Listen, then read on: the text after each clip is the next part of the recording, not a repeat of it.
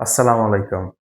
এখন যে অঙ্ক করব সেটা নবম দশম শ্রেণীর বীজগণিতের ৩.৩ এর উৎপাদকের অঙ্ক এবং এখানে যে ২ টা অঙ্ক লেখা হয়েছে এটা অতীতে বোর্ড পরীক্ষাতে আসছে। তো এখানে যে ১ম যে অঙ্কটা লেখা হয়েছে এটা আপনার দিনাজপুর বোর্ড ২০১৫ সাল এবং এখানে যে উৎপাদকটা লেখা হয়েছে সেটা চট্টগ্রাম বোর্ড ২০১৬ সালে আসছে।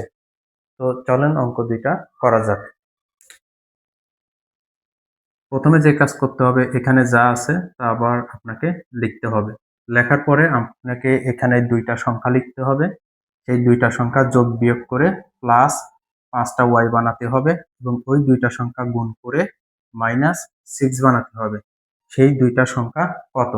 সেই ২ টা সংখ্যা মূলত এই শেষের সংখ্যার মধ্যে থাকে।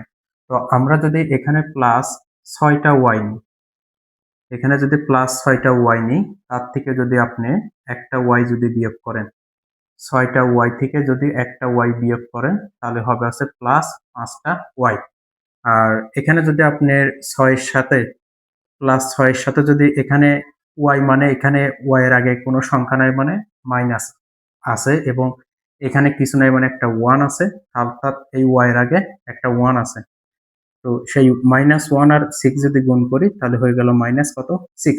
অর্থাৎ এইটা থেকে এইটা যদি বিয়োগ করি তাহলে হবে প্লাস 5y আর এইটা আর এইটা যদি গুণ করি তাহলে হবে -6। তারপরে -y 6 করতেই 6। এখানে y এর উপর স্কয়ার মানে y ২ টা, এখানে y আছে কয়টা? ১ টা। তাহলে এখান থেকে যদি আপনি একটা y যদি কমন নেন তাহলে এখানে আরেকটা y থাকবে। প্লাস করতে প্লাস। এই যে ওয়াইটাকে আমি এখান থেকে কমন নিয়ে এখানে লিখেছি তাহলে এখানে শুধু পড়ে আছে কত? 6। এরপরে মাইনাস করতে মাইনাস। এখন খেয়াল করেন এই ২ গ্রুপের মধ্যে কোনো সংখ্যারই কিন্তু মিল নেই। মানে কোনো সংখ্যায় কি কমন যাচ্ছে? মানে মিল আছে? নাই। তো যখন কোনো কিছু মিল যাবে না তখন যাবে কত? 1। তো y করতে কি থাকবে? y। এই মাইনাস আর এই মাইনাসে কি হবে? প্লাস আর 6 করতে কি হবে? 6। তো খেয়াল করেন y এর সাথে যদি y গুণ করি তাহলে y স্কয়ার, y এর সাথে যদি 6 গুণ করি তাহলে 6y, -1 এর সাথে যদি y গুণ করি তাহলে হবে -y আর -1 এর সাথে যদি +6 গুণ করি তাহলে হবে -6। অর্থাৎ এই লাইন থেকে আপনি এখানে যেতে পারবেন এবং এই লাইন থেকে আপনি মূল অঙ্কে চলে যেতে পারবেন। তাহলে এখানে যা আছে এখানেও কিন্তু তাই আছে। তাহলে এই যে y+6 আর y+6 এটা আবার কি যায়? কমন যায়। তাহলে এখান থেকে যদি এই অংশটাকে যদি আমি এখানে লিখি তাহলে এখানে পড়ে আছে কে? y।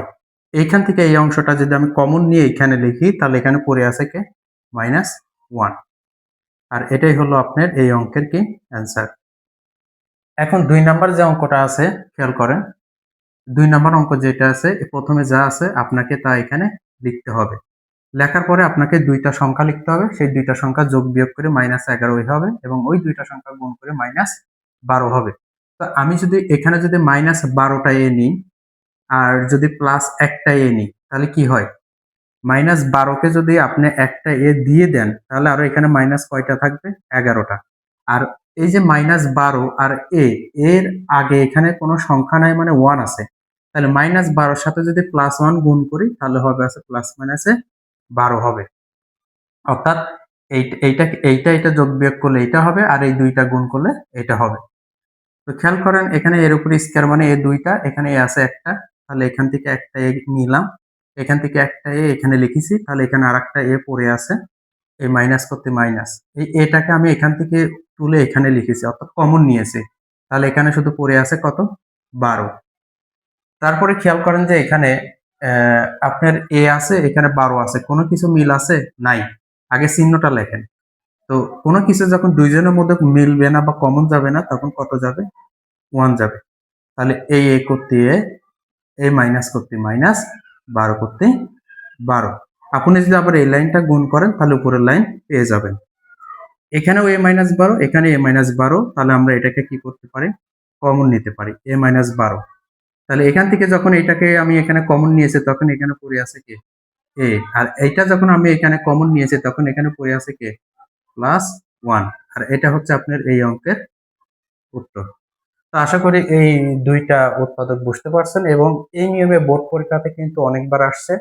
তো এখানে যে দুইটা ছিল এই দুইটা মূলত বোর্ড প্রশ্ন। তো আশা করি বুঝতে পারছেন।